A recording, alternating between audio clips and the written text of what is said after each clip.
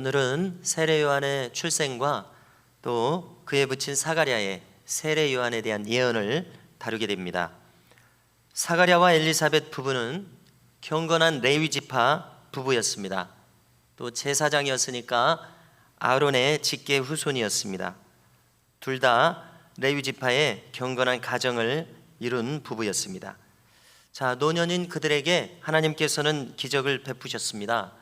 그동안 아이를 가질 수 없었는데 놀랍게도 성전에서 분향하다가 가브리엘 천사를 통해서 이 노년에 자식을 갖게 하신다고 하셨습니다. 엄청난 기적이었습니다.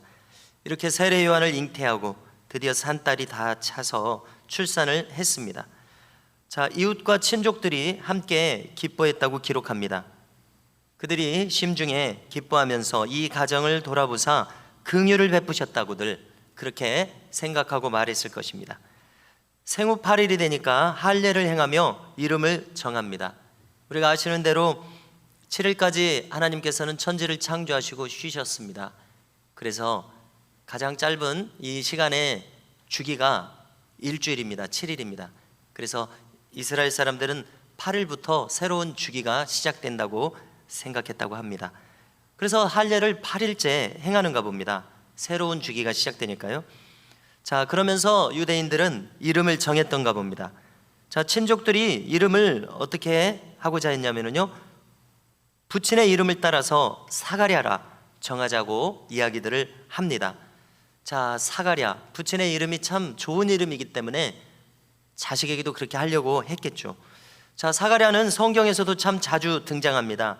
스가랴라고 우리 한국어 성경에 어떤 때는 사가랴, 어떤 때는 스가랴, 이게 히브리어로는 같은 것인데 이렇게 다릅니다. 아무튼 다른 사람이 번역해서도 그럴 것이고 또 한참 번역하고 나니까 또 발음이 달라지게 떠오르니까 그래서 그랬겠죠.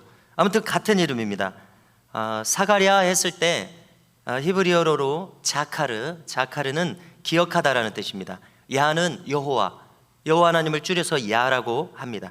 그러니까 이 사가랴는 여호와를 기억하라 이런 뜻이 되는 거죠. 여호와께서 기억하신다 이렇게도 해석할 수 있습니다. 얼마나 좋은 이름입니까? 참 뜻깊은 이름입니다. 자, 친족들이 이 이름을 합당하게 생각하고 귀한 이름이라고 생각해서 이 아이에게 이렇게 지어주려고 했습니다. 모두 다 동의하느냐고 이제 물었겠죠. 자, 그런데 놀랍게도 모친인 엘리사벳이 그 이름이 아니라고 이야기를 합니다. 왜 그렇습니까? 이미 가브리엘 천사가 이름까지 알려주셨었습니다. 그렇기 때문에 그렇습니다. 요한이라 하겠다고 이야기합니다. 자, 그 뜻은요, 요는 여호와입니다. 한은 한나 할 때 이 한이 은혜를 주신다라는 뜻입니다.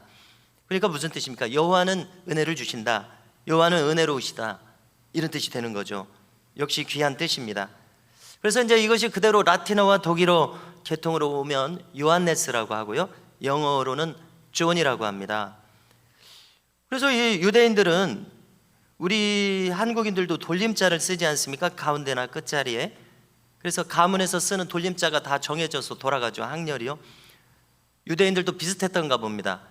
그 가문에서 쭉 잘 쓰는 이름들이 이제 있었는데 그 목록에 요한이라는 이름은 없었던 것입니다. 참 특이하다. 우리 가문에서는 요한을 쓰지 않는데 어째서 요한이라고 하는가? 아무튼 너무나 놀랐습니다. 그러니까 뜬금없으니까 아버지를 쳐다보는 겁니다. 아버지가 주권자잖아요. 사가랴를 쳐다보니까 사가랴가 지금 징계를 받은 상태입니다. 가브리엘 천사의 그 전가를 믿지를 못했습니다. 아마 우리 같았어도 믿기가 어려웠을 거예요. 사람이랑 다 비슷하니까요. 아무튼 믿지 못하니까 징계를 받고 있었습니다. 10달 동안 말을 못하는 벙어리가 되었습니다. 그래서 이제 몸짓으로 서판을 가져오라고 그래서 이제 이름을 쓰겠다는 것이죠. 뭐라고 썼습니까? 요한이라고 기록을 했습니다. 부부가 이미 이야기가 되었던 모양이죠. 그 부부가 다 이미 일치하고 있는 것을 보고 또 요한이라고 하는 것을 보고 모인 친족들이 다 이렇게 깜짝 놀랐다고 기록합니다. 자, 이미 이 이름으로 정했구나. 하나님께서 정해주신 이름이었습니다. 그래서 이름이 참 중요합니다. 이미 저를 비롯한 어르신들은 이제 이름을 다 부친들이 또 할아버지 조상들이 정해주셔가지고 바꿀 수 없습니다. 그래서 저도 억지로 이름을 성경적으로 막 푸는 거예요. 종식, 심을 종자, 그 쇠북종자에다가 심을 식자 이렇게 해가지고 쇠북종, 종소리를 연상시키죠. 복음의 소리를 심을식, 심는 사람이 되자. 억지로 이렇게 해석을 하는 거예요. 좋게 성경적으로. 그런데 이제 우리는 후손들을 이렇게 성경적인 이름으로 좋은 뜻으로 지어주면 좋을 것입니다. 그러면은 그 뜻대로 됩니다. 예수님도 여호와께서 구원하신다, 그 뜻이지 않습니까? 그대로 이루셨지 않습니까? 자, 그렇습니다. 아무튼 우리 교회도 장차 이렇게 성경적으로 좋은 이름들을 우리 후손들에게 줄 수 있었으면 좋겠습니다. 사가랴가 요한이라고 적은 것은 이제 가브리엘 천사의 말대로 그대로 순종한 것을 뜻합니다. 그러니까 우리가 그렇게 해석하는 것이죠. 이제 순종하는구나, 확실히 순종하는구나, 하나님의 뜻에 부합하게 행동하는구나. 순종하자 무슨 일이 생깁니까? 그의 입이 열리고 혀가 풀려서 말을 합니다. 하나님을 찬송합니다. 그래서 우리는 여기서 중요한 신앙의 원리를 얻습니다. 우리가 불순종하는 동안에는 내 삶은 막혀 있을 수밖에 없다는 것입니다. 인생이 잘 안 풀린다는 것이죠. 그러나 순종하는 순간 그것이 오늘 이 혀가 풀린 것처럼 풀리는 원리입니다. 우리도 마찬가지라는 것이죠.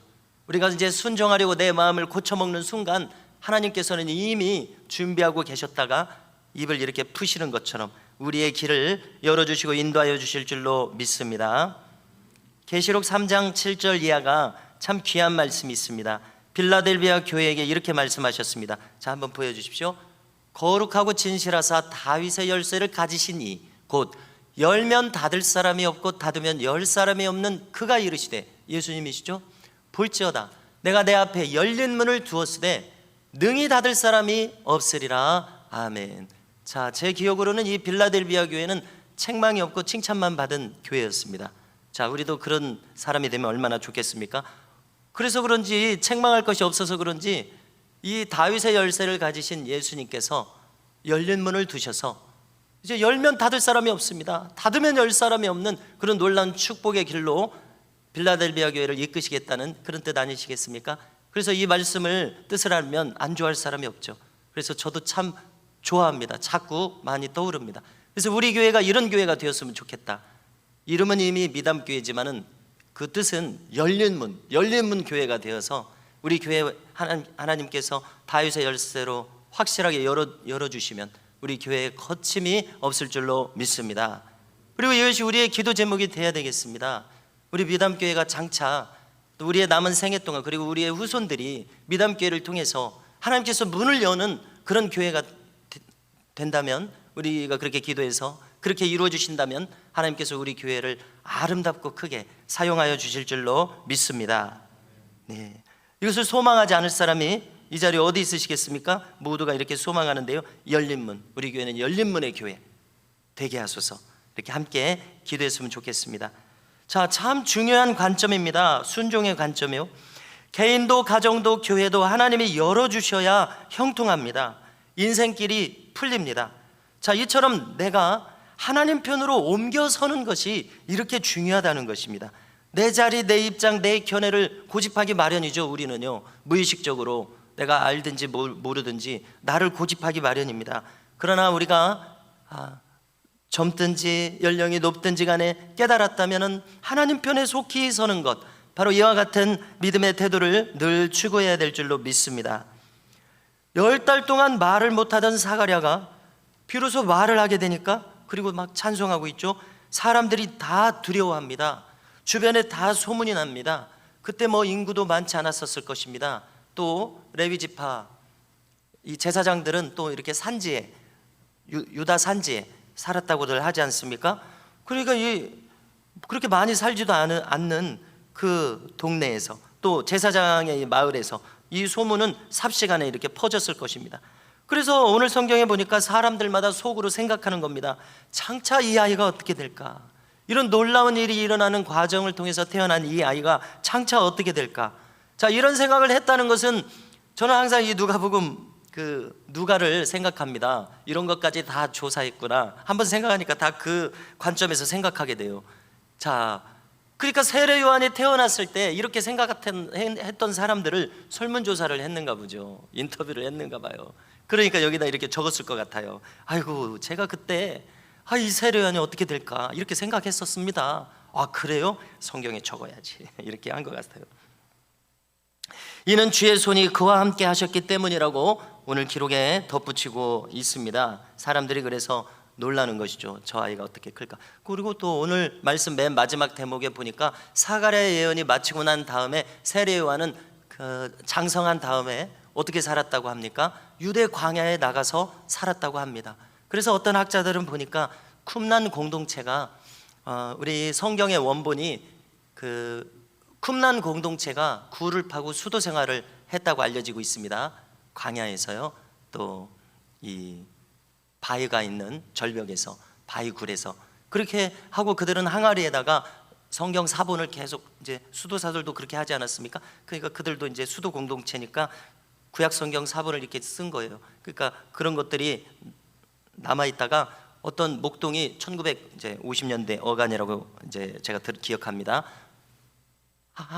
돌을 던졌는데 항아리가 깨지는 소리가 나서 가봤더니 거기 성경 사본들이 엄청나게 있는 거예요. 엄청난 보물을 발견한 거예요. 그래서 우리가 성경을 읽을 때 어떤 사본에는 이렇게 기록되어 있다라고 하지 않았습니까? 그러니까 이렇게 자꾸가 조금씩 틀린 사본들이 있었던가 봅니다. 자, 그렇게 사람들이 볼 때 세례 요한은 광야에 나가서 이렇게 늘 하나님과 동행하는 그런 사람이 되었다는 기록이 지금 전해지는 것입니다. 자, 오늘 본문에서요, 이제 중요한 부분은 사가랴의 이 아버지가, 사가랴가 세례 요한에 대해서, 자기 이 자식에 대해서 예언을 길게 했다는 점입니다. 참 놀랍습니다. 아주 긴 내용이 기록되어 있죠. 자, 요점을 살펴보겠습니다. 자, 첫 번째로 사가랴는 성령으로 충만해져서 이렇게 했다고 합니다. 자, 성령 충만의 본질은 무엇입니까? 우리는 본질을 잘 알아야 되는데요, 하나님과 교통하는 사람이 되는 것입니다. 이미 성경을 통해서 하나님의 의도와 또 하나님의 바라시는 바가 기록되어 있습니다. 그것에 익숙해지는 사람이 되는 것이 성령 충만입니다. 그렇죠? 성령 충만의 내용을 보면은요, 그 마음에 하나님의 길이라고 하는 이 시온의 대로가 활짝 열려 있고 뚫려 있는 사람, 그 사람이 성령 충만한 사람이라고 생각합니다. 자, 첫 부분이 이제 68절 이하부터 나오는데요, 첫 부분에서부터 의미심장한 내용이 나옵니다. 자, 한번 보여주십시오. 68절 이하. 자, 뭐라고 예언하기 시작합니까? 찬송하리로다. 주 이스라엘의 하나님이여, 그 백성을 돌보사 속량하시며 우리를 위하여 구원의 뿔을 그 종 다윗의 집에 일으키셨으니, 이렇게 예언의 포문을 열기 시작했습니다. 자, 여기 밑줄도 쳐놨는데요, 다윗의 집에 일으켰다고 하는 것에 주목하시자는 겁니다. 지금 이 첫 포문을 열었는데요, 이 구절이 자기에 대한 내용이 아니에요. 세례 요한에 대한 내용이 아니에요. 왜 그렇죠? 다윗의 집에 일으켰다고 했으니까 그렇습니다. 왜냐하면 조금 전에도 거론했듯이 이분들은 레위 지파의 자손들입니다. 지파가 틀립니다. 다윗의 집은 유다 지파죠. 예수님은 다윗의 후손이니까 육신으로는 유다 지파입니다. 그러니까 다윗의 집에 일으키셨다는 얘기니까 지금 자기 아들 보고 하는 얘기가 아니에요. 그렇죠? 다윗의 집에 일으킨 분은 누굽니까? 예수님이죠. 지금 예수님 얘기를 하고 있습니다. 예수님 탄생에 대해서부터 이야기를 하고 있는 것입니다. 자, 이것이 오늘 사가랴의 예언에서 놀랍게 느껴지는 대목입니다. 자, 우리가 생각할 때 사가랴는 제사장으로서 또 이렇게, 지금 이제 노년이니까 연륜이 깊은 제사장이었을 것입니다. 그는 이 제사장으로서 또 항상 의롭게 행했다고 했으니까요, 규례에 흠이 없이 행했다고 했으니까요, 성경에 능통했을 것입니다. 구약 성경에 능통했을 것입니다. 그는 지금 10개월 전부터 분향단에서 분향하다가 가브리엘 전사를 만난 이후부터 지금까지 10개월 내내 그가 생각하는 것은 도대체 이게 무슨 일인가, 성경에 도대체 뭐라고 기록되어 있는가 계속 연구했을 것입니다. 자, 연구 결과 그는 이렇게 예언하기 시작한 것입니다. 이 모든 일을 볼 때에 지금 하나님께서 메시아를 보내시는 때가 바로 지금이구나, 이것을 확신하게 되었습니다. 그래서 아주 길게 이어지는 이 예언의 내용이 전부 이 메시아의 예언의 성취에 대한 내용입니다. 너무나 놀랍죠? 그래서 그는 무엇을 확신했느냐? 엘리야를 보내시고 메시아를 보내신다고 기록되어 있지 않습니까? 이사야서에서도 말라기서에서도 엘리야와 같은 선지자와 메시아의 관계가 바로 이 지금 태어날 자신의 아들 세례 요한과 예수님의 관계이구나, 이것을 확실하게 알았다고 생각이 돼요. 그러니까 첫 번째 포문을 이렇게 열고 있다고 생각이 들어집니다. 그리고 대단히 확신하고 있어요. 그냥 한번 살짝 이야기하고 마는 것이 아니라 계속 이 기조를 이어가고 있어요. 자, 이렇게 계속해서 선포하는 그 내용을 통해서 그가 확신하고 있는 증거를 발견하게 된다는 겁니다. 자, 그래서 우리는 무엇을 생각하게 되느냐? 하나님의 예언과 성취는 참 정확하구나. 그리고 사가랴가 놀랍게도, 다행스럽게도 또 경건한 제사장이기 때문에 이것을 정확하게 해석하고 있구나, 군더더기가 없습니다. 오늘 예언을 통해서요. 자, 이렇게 이야기한 다음에 사가랴는 즉시 아브라함의 언약으로 건너갑니다. 핵심으로 건너가는 거예요. 72절 이하를 또 보십시오. 자, 읽어드립니다. 우리 조상을 긍휼히 여기시며 그 거룩한 언약을 기억하셨으니 곧 우리 조상 아브라함에게 하신 맹세라. 하나님 편에서 일방적으로 하시는 것이 맹세죠. 대단히 강하게 표현하고 있습니다. 하나님의 의도가 아주 강하시라는 거예요. 사실은 아브라함을 앞에 세우시고 바다의 모래처럼 저 하늘의 별처럼 네 후손을 많게 하리라, 네 씨를 통해서 대적의 성문을 취하게 하리라, 이렇게 메시아 아주 기초적인 아담에게 하신 말씀도 있으니까 최초는 아니지만 최초에 가까운 메시아 예언을 이렇게 하게 하시지 않았습니까? 그런데 지금 사가랴가 보니까 아브라함하고 쌍방 언약이에요. 지금 여기 언약이라고 하지 않았습니까? 근데 73절에서는 아브라함에게 하신 맹세라, 맹세라고 한 것은 하나님께서 내가 반드시 이루겠다, 하나님을 강조하고 있는 거예요. 아브라함하고 같이 하지만 하나님이 더 지금 강한 의지를 갖고 계세요. 그렇게 이해가 됩니다. 그래서 아브라함에게 하신 이 언약, 아무래도 이스라엘 백성들의 첫 번째 조상은 아브라함 아닙니까? 노아는 너무 멀고요. 아브라함이 첫 번째 조상 아닙니까? 직접적인 조상 아닙니까? 아브라함에게 하신 언약을, 또 다윗에게 하신 언약을 지금 성취하고 있음을 확신하고 있습니다. 하나님께서는 구원의 뿔을 일으키셨습니다. 자, 뿔은 제단의 네 모퉁이의 네 뿔을 연상시키죠. 번제단에서 죄속함을 받아야 구원을 받습니다. 구약의 사람들은요. 자, 오늘날의 번제단은 십자가입니다. 십자가에서 내 죄속함을 받아야 구원을 받습니다. 구원의 뿔이라고 하는 것은 바로 그것을 가리키는 것이죠. 구원의 뿔을 일으키셨습니다. 원수의 손에서 건지실 것이라고 이야기합니다. 사가랴가요.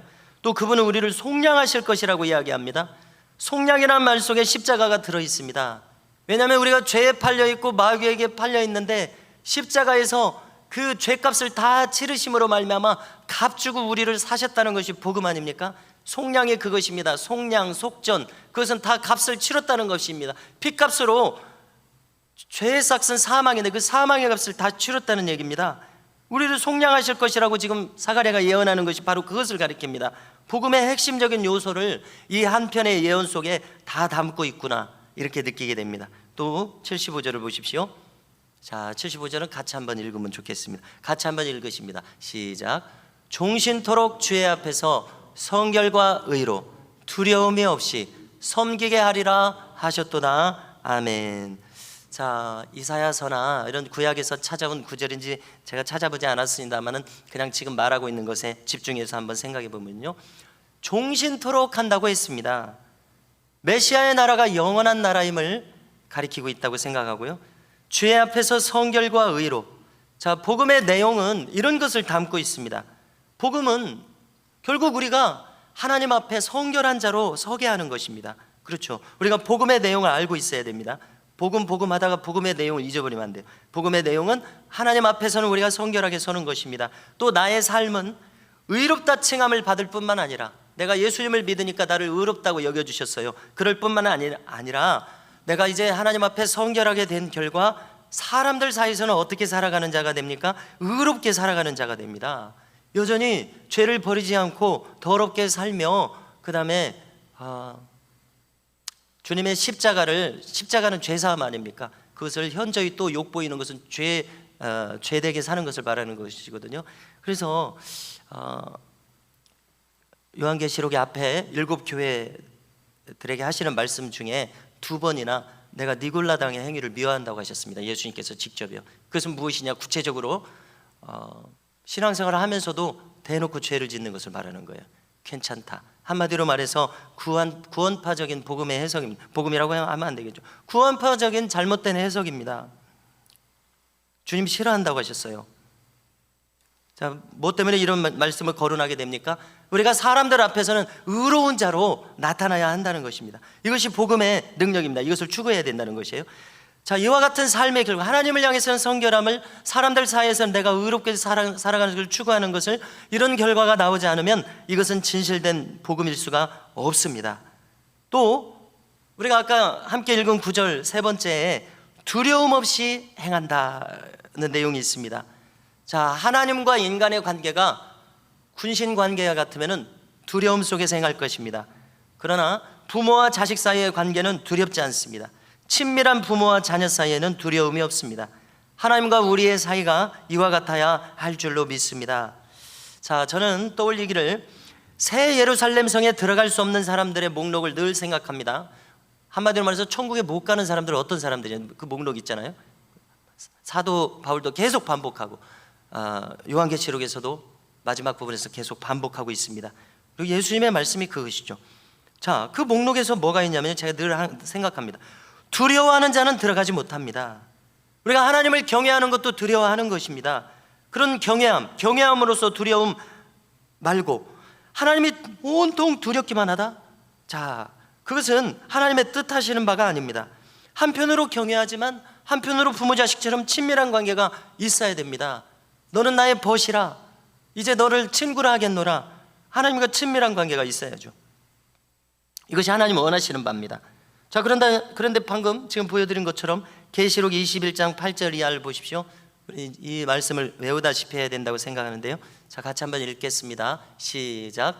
그러나 두려워하는 자들과 믿지 아니하는 자들과 흉악한 자들과 살인자들과 음행하는 자들과 점술가들과 우상 숭배자들과 거짓말하는 모든 자들은 불과 유황으로 타는 못에 던져지리니 이것이 둘째 사망이라. 아멘.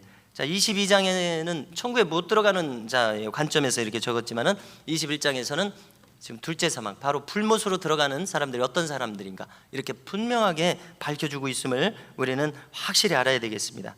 자, 또 빠뜨릴 수 없는 예언은 무엇입니까? 세례 요한의 생애가 어떤 생애로 이어질 것인가에 대한 예언입니다.